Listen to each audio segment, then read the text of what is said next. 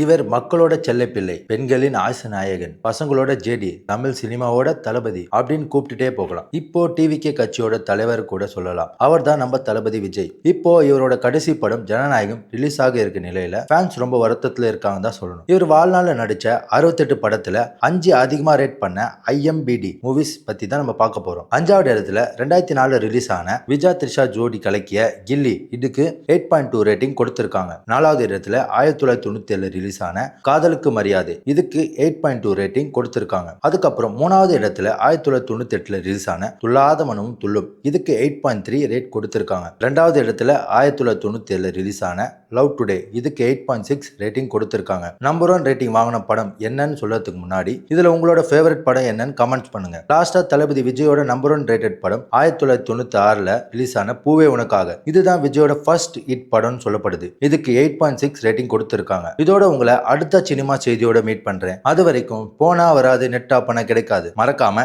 In out மீடியாவை subscribe பண்ணிக்கோங்க.